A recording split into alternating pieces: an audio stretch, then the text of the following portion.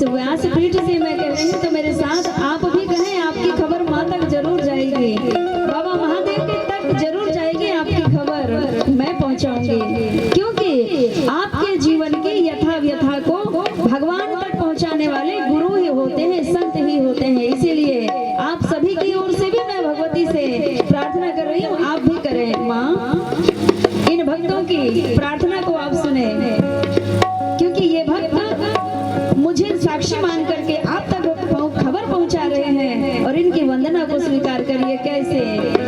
दुर्गा जी की वंदना, काली जी की वंदना,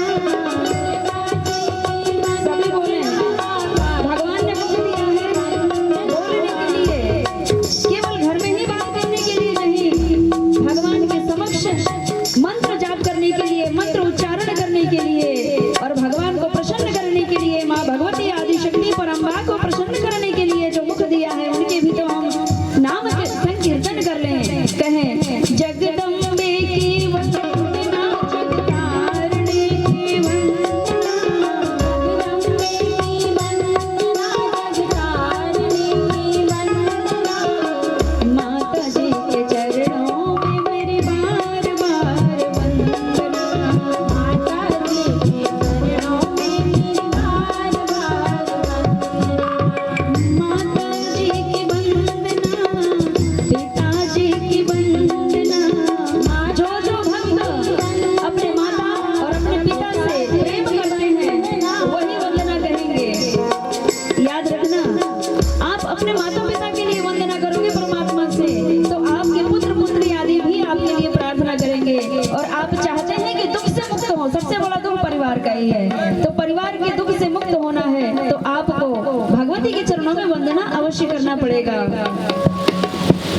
माता जी की वंदना, पिताजी की वंदना, माता जी की वंदना, पिताजी की वंदना, सतगुरु जी के चरणों में मेरी बार बार वंदना, सतगुरु जी के चरणों में मेरी बार बार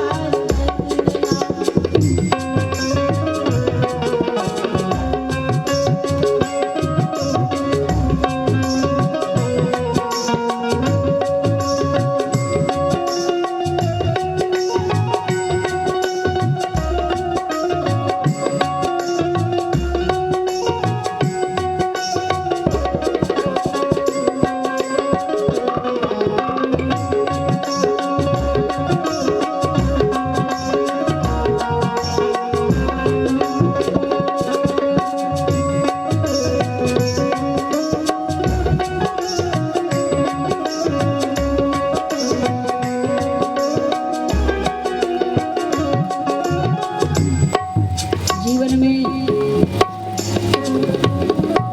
सर्व सुख और सौभाग्य की प्राप्ति के लिए हमें नित्य प्रति परमात्मा की आवश्यकता होती है। इसीलिए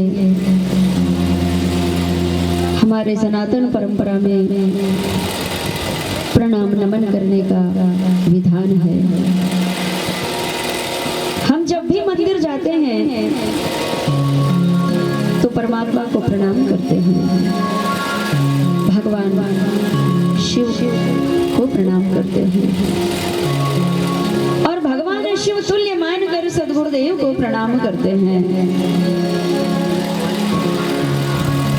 और प्रणाम करना यानी परमात्मा